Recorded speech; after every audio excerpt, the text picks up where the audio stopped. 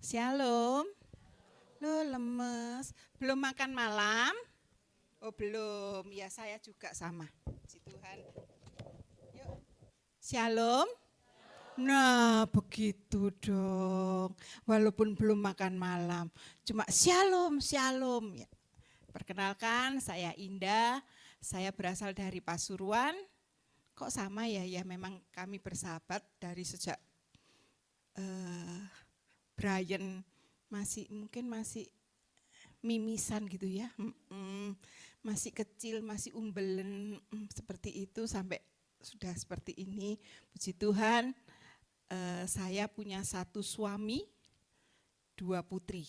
Jangan dibalik ya Bapak Ibu ya. Satu suami, dua putri.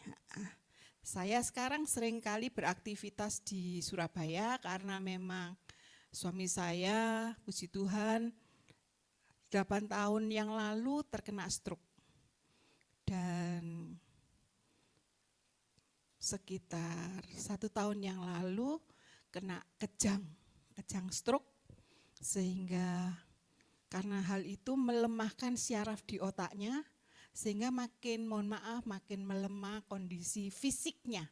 Tetapi untuk berdoa, untuk mendengarkan firman Tuhan itu luar biasa sekali. Saya seringkali mencontoh suami saya dalam hal berdoa, dan suami saya selalu mengatakan jangan pernah melupakan Tuhan dalam kondisi apapun.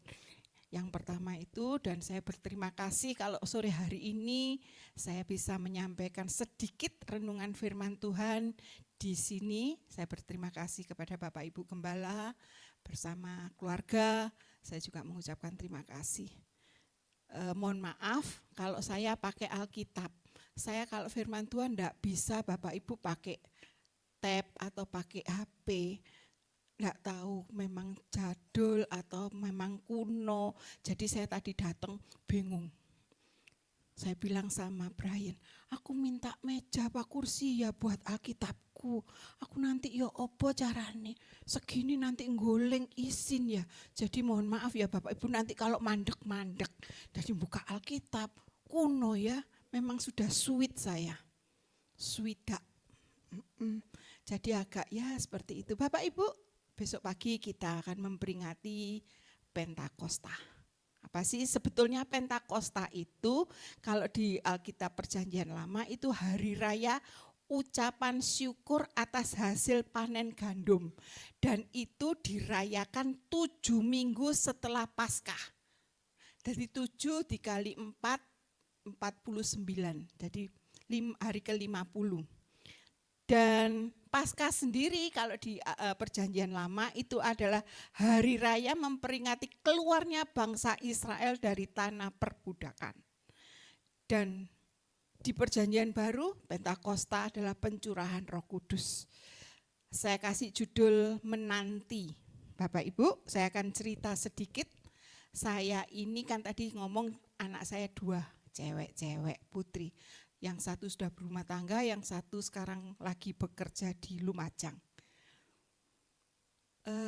Saya akan curhat sedikit. Saya menikah dengan seorang pria totok China, yang totok itu loh Bapak Ibu ya. Dia adalah anak satu-satunya, anak cowok satu-satunya di keluarganya. Saya menikah tahun 93, bulan Juli. Mau tanggalnya? Nek mau tapi nanti aku dikado ya. Wis ndak usah ya, daripada nanti saya tagih kadonya. Saya menikah bulan Juli 1993.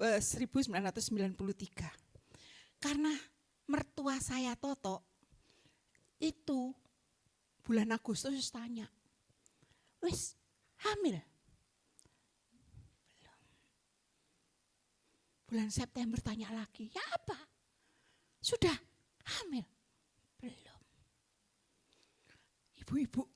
Ibu-ibu ya saya ngomongnya, kira-kira stres enggak dia mau tanya gitu. Tiap bulan sama mertua. Stres ya, sama. Saking stresnya, ibu bapak ya, kami berdua ke dokter. Diperiksa sembarang. Bapak ibu-ibu yang tahu, enggak akan saya ceritakan ya gimana periksanya. macem-macem. Saya dulu ya ibu-ibu masih belum menikah dan masih pengantin baru, pinggang saya itu keliling itu, lingkaran pinggang saya itu 60. Sekarang 60 hanya depannya saja. Itu karena saya kepingin punya anak waktu itu, disuntik hormon. Bapak Ibu tahu setelah disuntik hormon itu ya, saya melihat apapun yang namanya makanan, ngiler, enak, enggak ada kata enak, enak dan enak pol, itu jadi nyonyo. Karena hormonnya harus dirangsang supaya katanya, sampai akhirnya dokternya mengatakan, sudah selesai pengobatannya ibu. Saya enggak ngasih obat lagi. Bapak dan ibu dinyatakan tidak ada kelainan. Semuanya bagus. Jadi stop obat. Lah, saya ngomong, lah saya kok belum hamil. Terus, yo opo carane iso hamil kayak gini. Saya sama suami waktu itu belum seperti sekarang. Bapak Ibu masih muda, masih Tuhan tuh nomor sekian. Senengane ya, enggak dugem, enggak. Saya enggak pernah dugem, tapi Tuhan tuh nomor sekian. Senengane jalan-jalan, ngelencer, pokoknya seperti itulah. Tapi waktu itu saya menantikan namanya anak. Udah putus asa dong. Obat enggak dikonsumsi. Kok untung ya inilah orang Indonesia ya, walaupun dalam kondisi lagi terpuruk tapi masih untung, masih selamat, masih rezeki. Saya punya Tuhan, saya ingat. Iya, aku kan punya Tuhan, aku tak doa. Saya mulai berdoa bersama suami. Bapak Ibu tahu, setelah 2 bulan saya tidak mengkonsumsi obat apapun, saya hamil. Juli tahun 1990, padahal mak 2 tahun. Nek 2 tahun kan tak jadi enggak apa-apa ya.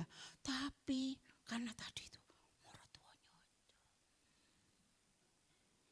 tiap bulan. Jadi saya ini merasa 1 bulan itu seperti 1 tahun. Jadi kalau 2 tahun itu seperti 20 tahun. Itu yang terjadi. 2 bulan setelah saya lepas semua obat-obatan, suami saya juga tidak minum obat 1 butir pun. Dan hanya mengandalkan dengkul berdoa kepada saya hamil. Dijaga. Penantian yang membuahkan hasil. Pernah enggak Bapak Ibu menantikan sebuah hal yang enggak tahu kapan diberikan kepada kita? Pernah? Mungkin masalah, kesembuhan, menantikan sembuh. Enggak tahu loh kapan lo sembuh. Benar enggak Bapak Ibu? Tiba-tiba sakit. Meneh sembuh. Belum tentu, betul enggak? Kita enggak tahu kapan sembuh. Seperti halnya kita enggak tahu kapan kita meninggal. Menantikan pertobatan orang yang kita cintai. Suami saya, karena totok, mohon maaf Bapak Ibu, pemungdahan orang itu dirasani. Ndak ikut suami saya. Tadi dirasani ya, ndak ngerasani jelek. Suami saya ini orang yang ndak percaya kepada Tuhan Yesus. Suami saya adalah ateis dulu. Saya berdoa tiap hari. Tiap saat berdoa untuk suami saya supaya suami saya bertobat. Ndak tobat-tobat Bapak Ibu. Suami saya prinsipnya gini, karena dia diajarkan oleh orang tuanya. Kamu minta Tuhanmu sampai elek, sampai bebermu memble, sampai liurmu keluar, ndak akan dikasih. Minta ambek papa, langsung dikasih. Dan itu prinsip hidupnya. Jadi dia tidak mau mengenal Tuhan. Saya, pertobatan suami saya, benar-benar saya berdoa. Supaya suami saya mengenal Tuhan. Supaya suami saya percaya kepada Tuhan Yesus. Itu menantikan, itu enggak tahu kapan. Benar enggak Bapak Ibu? Sama Bapak Ibu sebetulnya kalau kita baca, seperti tadi kita baca ayat emas kita hari ini, dalam Kisah 2 ayat 1 sampai dengan 4. Itu murid-murid, orang percaya sedang menantikan janjinya Tuhan untuk mengirimkan, untuk menggantikan fisik Tuhan Yesus jadi Roh Kudus. Sama-sama menanti. Saya yakin percaya.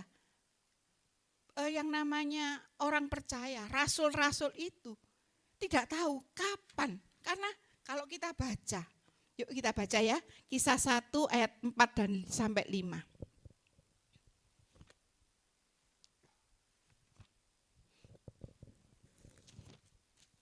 Kisah 1 ayat 4 sampai dengan 5. Pada suatu hari ketika ia makan bersama-sama dengan mereka, ia melarang mereka meninggalkan Yerusalem dan menyuruh mereka tinggal di situ menantikan janji Bapa. Yang demikian katanya, telah kamu dengar daripadaku, sebab Yohanes membaptis dengan air, tetapi tidak lama lagi kamu akan dibaptis dengan Roh Kudus. Kapan waktunya? Tidak ada.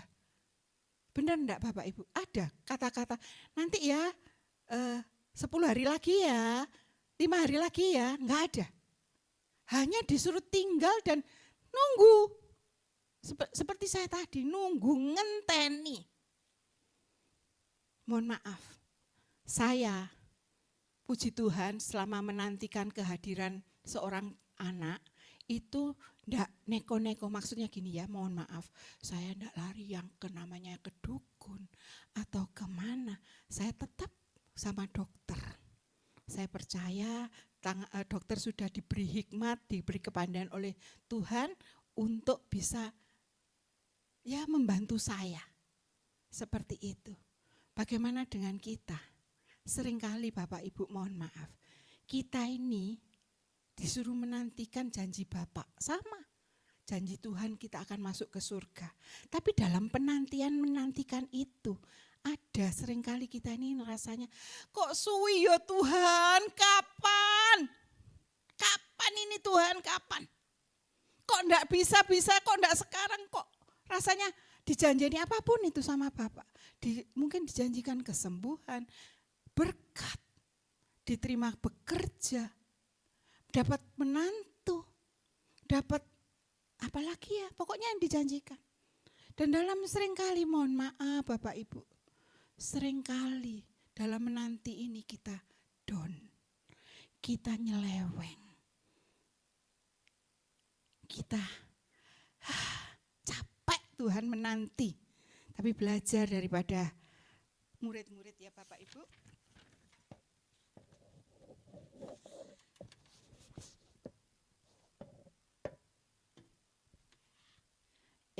Dalam menantikan itu seperti itu. Poin-poin yang membuat para rasul menerima Roh Kudus itu ada. Kita seperti tadi dikatakan, Roh Kudus itu harus ada dalam diri kita. Supaya kita menjadi garam dan terang dunia dimanapun. Kita baca tadi di ayat yang keempat. Tidak meninggalkan, ini poin yang pertama. Poin ini adalah tidak meninggalkan Yerusalem. Kisah 1 ayat 4 tadi dikatakan jangan meninggalkan Yerusalem. Bapak Ibu, di banyak ayat di Alkitab, Yerusalem itu melambangkan kota suci, kota kudus. Artinya begini, di dalam kita menantikan Roh Kudus, poin yang pertama, jangan pernah meninggalkan kekudusan. Jangan pernah meninggalkan kesucian kita sebagai anak Tuhan. Seringkali dalam kehidupan sehari-hari kita sudah meninggalkan ini, tidak kudus lagi. Ibu-ibu, siapa di sini yang ibu-ibu? Angkat tangan. Yang wanita-wanita, angkat tangan. Ya, yang bapak-bapak enggak usah, karena ibu-ibu. Saya tanya ya, hari ini siapa yang belum ngomel? Loh, jangan-jangan itu pelaku. Ya, berarti ada enggak hari ini siapa yang enggak sambat? Tuh, enggak ono maneh. Berarti ngakui ya kalau hari ini kita sambat, kita mengeluh, kita ngerasani. Ngerasani sopo ya? Ngerasani mantu ngerasani morotuo. Seperti itu. Padahal tadi dikatakan poin yang pertama, jangan meninggalkan kekudusan, jangan meninggalkan kesucian. Menjaga hati, menjaga pikiran. Ya tadi seperti saya ngomong, kalau kita kesandung itu yang pertama keluar dari mulut kita apa?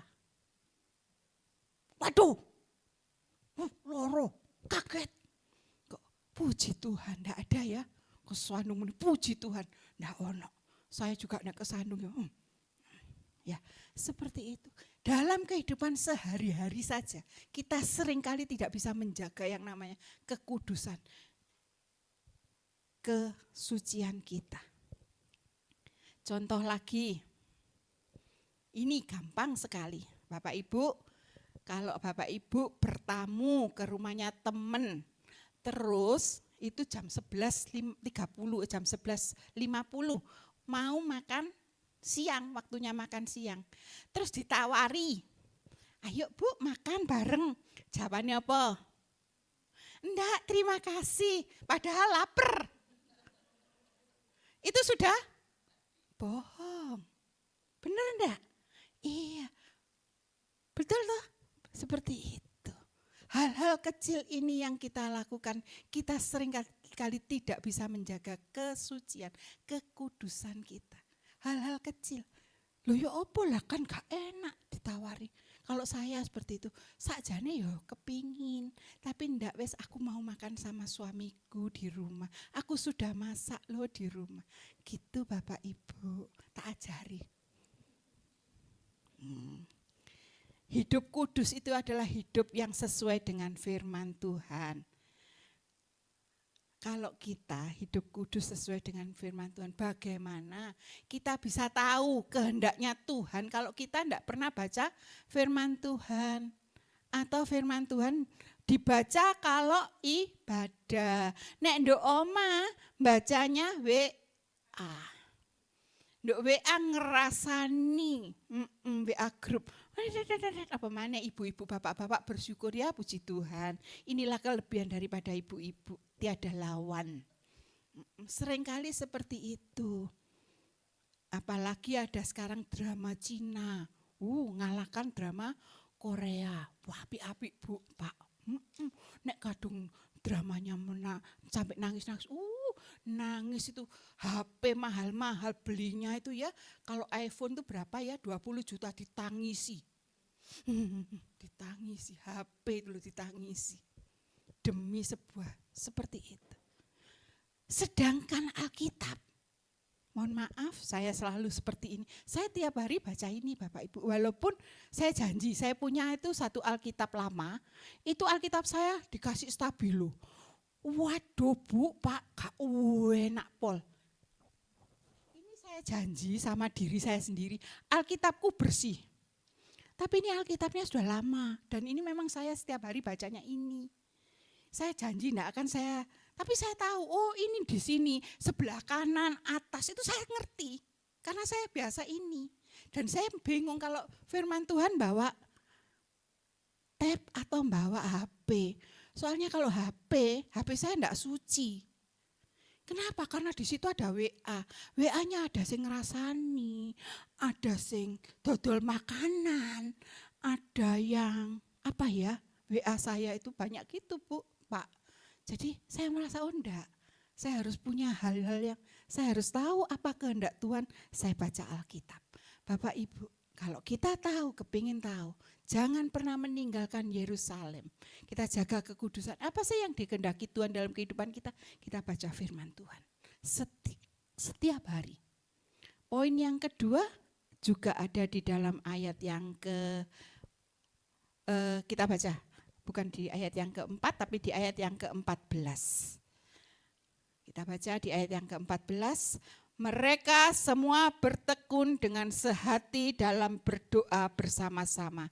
Dengan beberapa perempuan serta Maria ibu Yesus dan dengan saudara-saudara Yesus. Poin yang kedua, tekun. Saya beberapa waktu mempersiapkan ini, saya cari opposite tekun nih dalam bahasa Indonesia. Ternyata dikatakan bersungguh-sungguh, rajin, sampai tuntas melakukannya. Bagaimana dengan kehidupan kita, dalam kehidupan kita mengiring Yesus? Kita tekun tah? Bersungguh-sungguhkah? Mohon maaf Bapak Ibu, di sini tidak ada. Saya lihat semuanya tertuju pada saya. Walaupun saya gemuk, tapi saya tetap cantik, jadi semuanya melihat saya. Dalam membawakan firman Tuhan ini. Kita seringkali di ibadah, ada HP muni centung. Apa iki? Terus ternyata ono sing ngrasani. Lihat tentala, ibu yang duduk di depan sendiri itu loh. Yo, iku lo ngantuk. Oh, merem iku lo. Tonton tala.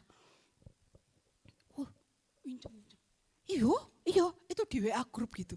Jadi lupa, ndak mendengarkan firman Tuhan. Seringkali ndak bersungguh-sungguh, ndak rajin ibadahnya.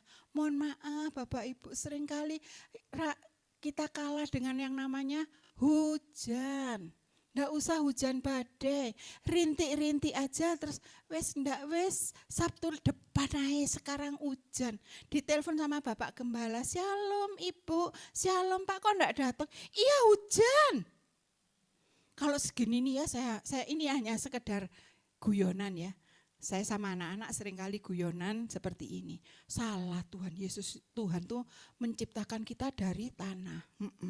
Tanah kalau kena hujan nyunyut. Coba ya Tuhan tuh menciptakan dari plastik. Saya kalau guyonan, kenapa seringkali yang namanya ibadah kalah. Kita ndak sungguh-sungguh, kita ndak rajin. Apalagi sampai menutup mata. Seringkali mohon maaf kita belum menutup mata, sudah ndak rajin, sudah ndak bersungguh-sungguh. Padahal dikatakan di sini harus tekun. Seringkali hanya pada saat kita awal-awal percaya Tuhan, 24 jam dunia untuk Tuhan. Sama seperti kalau kita jatuh cinta dengan orang. Pertama kali jatuh cinta, apapun yang dilakukan hari itu eleng terus sampai yang dijatuh cintai. Tapi nek wis 30 tahun menikah, nek ngomong kon, gak ono yang mana ndak ada, melaku dewe-dewe. Berangkat ibadah dewe-dewe. Seringkali seperti itu, tidak lagi bersungguh-sungguh, tidak sampai tuntas melakukannya. Kita baca Ibrani 10 ayat yang ke-36. Ibrani 10 ayat yang ke-36.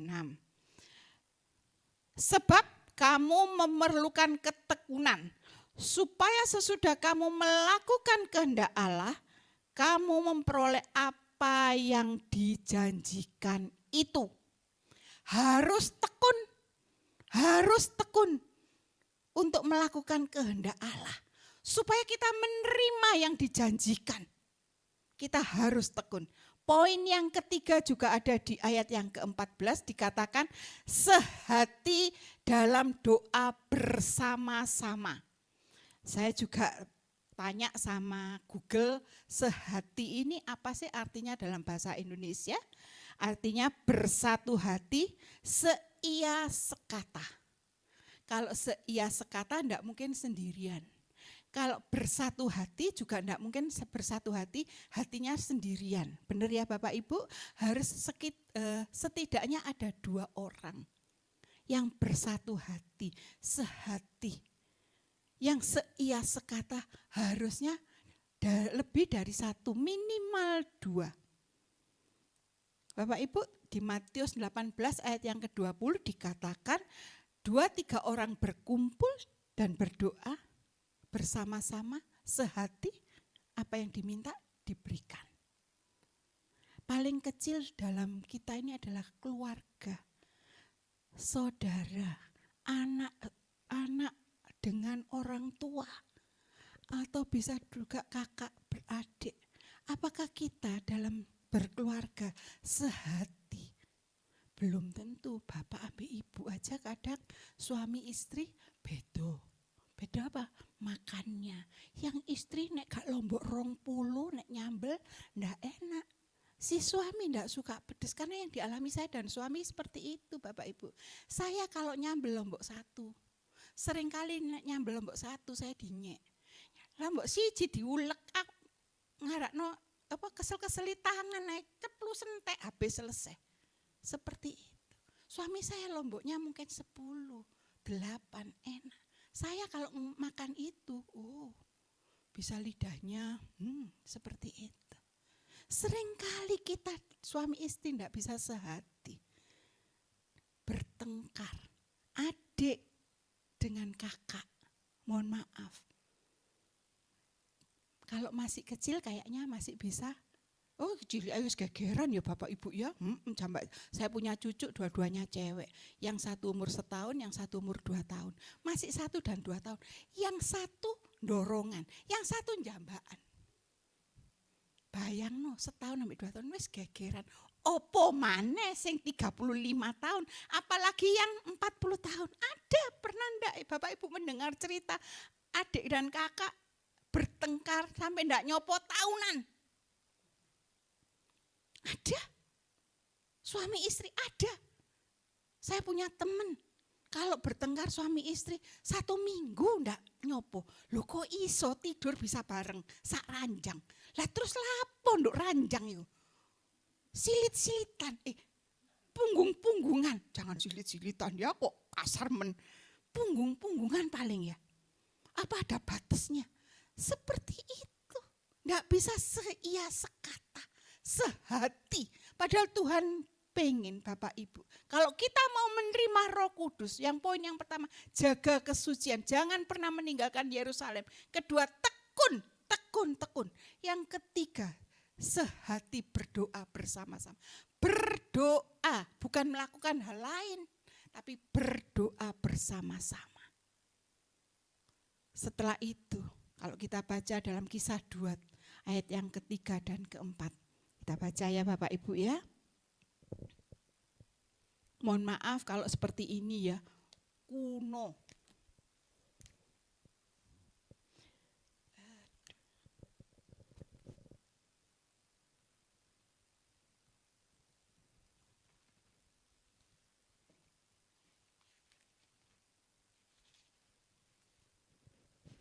Kisah Rasul 2 ayat 3 dan 4. Dan tampaklah kepada mereka lidah-lidah seperti nyala api yang bertebaran dan hinggap kepada mereka masing-masing. Maka penuhlah mereka dengan Roh Kudus, lalu mereka mulai berkata-kata dalam bahasa lain, seperti yang diberikan oleh Roh itu kepada mereka untuk mengatakannya. Yang keluar dari mulut orang-orang yang sudah dipenuhi Roh Kudus, bahasa-bahasa lain. Dikatakan di sini, Roh Kudus itu memberikan bahasa-bahasa lain. Terus bahasa apa saja Bapak Ibu bisa baca di selanjutnya. Bahkan ada bahasa Arab loh Bapak Ibu. Kalau Bapak Ibu baca di kisah 2 ini, ada. Dan kita baca apa yang keluar dari orang-orang yang dipenuhi oleh Roh Kudus ada di dalam ayat 11b, 11 bagian akhir. Kita mendengar mereka berkata-kata dalam bahasa kita sendiri tentang perbuatan-perbuatan besar yang dilakukan Allah. Inilah yang keluar Bapak Ibu dari mulut orang yang penuh dengan Roh Kudus. Perbuatan besar, menceritakan perbuatan-perbuatan besar dari yang dilakukan oleh Allah. Bagaimana dengan kehidupan kita? Apa yang keluar dari mulut kita? Kita pernah tidak menceritakan kebesaran Tuhan? Perbuatan-perbuatan yang dilakukan Allah. Kita pernah tidak bersaksi kepada siapapun? Seringkali mohon maaf, yang keluar dari mulut kita, keluhan, kemarahan, ngomel, menyakitkan hati orang-orang terdekat kita.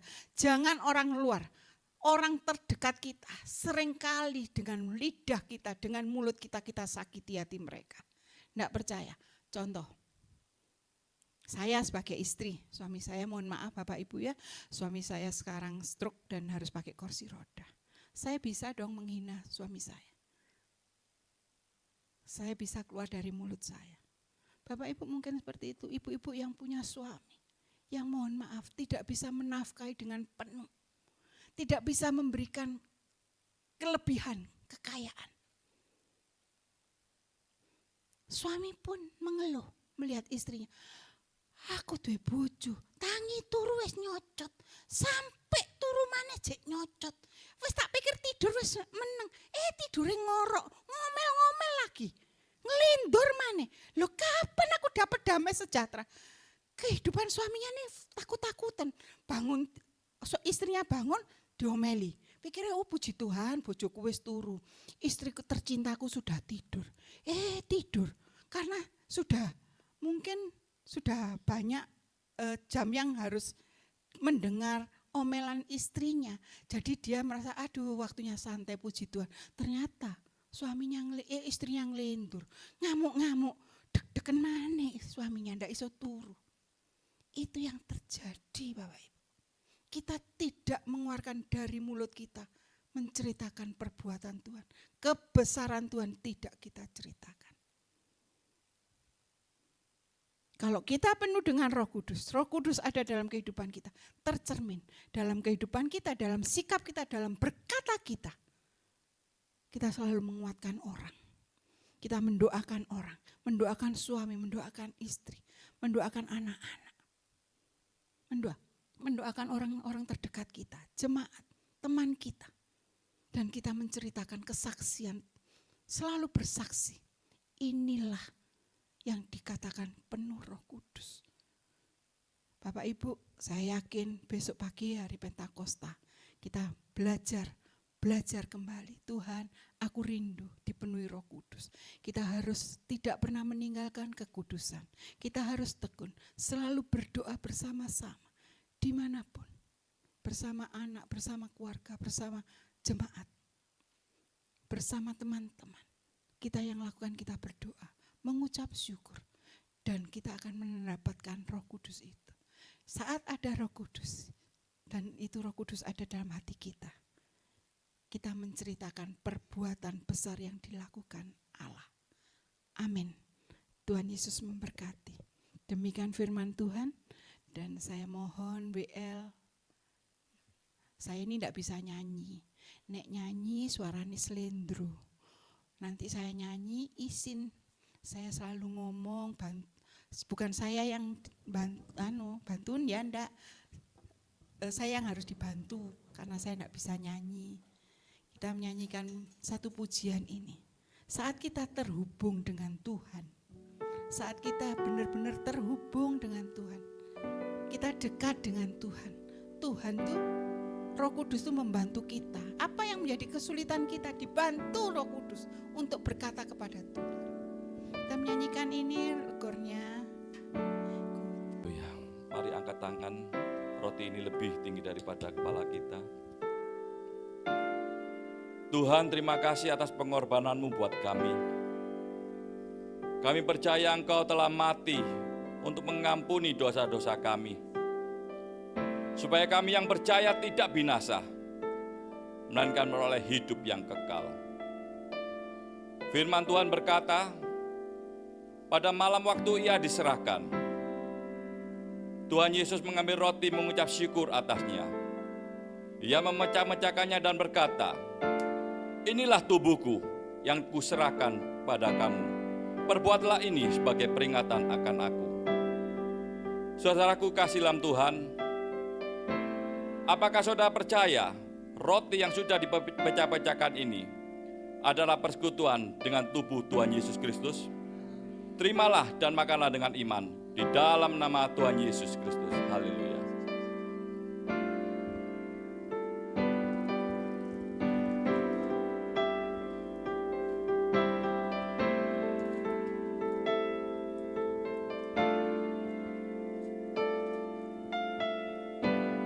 Haleluya. Setelah makan, angkat cawan ini lebih tinggi dari kepala kita. Yakinlah darah Yesus Maha Kuasa sanggup menyembuhkan segala penyakit kita dan memberikan kemenangan dalam pergumulan kita. Percayakah saudara bahwa darahnya sanggup melepaskan kita dari setiap masalah, tantangan yang kita hadapi dan memberikan kita kemenangan? Firman Tuhan berkata, demikianlah juga ia mengambil cawan sesudah makan lalu berkata, cawan ini adalah perjanjian baru yang dimeteraikan oleh darahku. Perbuatlah ini sebagai setiap kali engkau meminumnya dan menjadi peringatan akan aku. Apakah saudara percaya? Cawan berkat yang di atasnya kami ucapkan syukur, itu adalah persekutuan dalam darah Yesus. Terimalah dan minumlah dengan iman dalam nama Tuhan Yesus. Haleluya, haleluya. Angkat tangan saudara, nyanyikan ucapan syukur dan sembah Dia. Haleluya, haleluya. Haleluya, haleluya. Haleluya, haleluya, haleluya. Sekali lagi Bapa, kami menghampiri Engkau dengan kerendahan hati kami. Kami naikkan syukur, terima kasih kami kepadamu Tuhan. Walaupun ibadah kami cuma sederhana, tapi kami merasakan lawatan-Mu yang luar biasa sore hari ini. Tuhan, satu kerinduan kami, hadirlah di setiap ibadah-ibadah kami. Tilik hati kami, jamah hati kami Tuhan, supaya kami berbeda di saat kami pulang. Kami membawa berkat-berkat daripada-Mu Tuhan. Malam hari ini Tuhan, kami telah menerima tubuh dan darah-Mu, menjadi kekuatan buat kami. Kami percaya Tuhan melalui iman kami, apapun masalah sudah Tuhan selesaikan di dalam nama Tuhan Yesus. Bilur Yesus telah menyembuhkan kami semua. Darah Yesus selalu menolong kami. Terima kasih Tuhan, terima kasih. Berkati hamba-Hamba-Mu yang rindu melayani Tuhan tempat ini.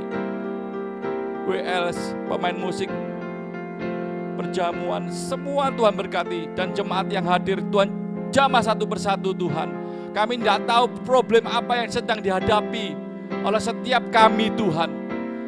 Tapi kami yakin dan percaya Engkau tidak pernah meninggalkan jemaat tempat ini Tuhan. Kau selalu ada, Kau selalu setia dan peduli atas kehidupan kami. Terima kasih Bapak, terima kasih.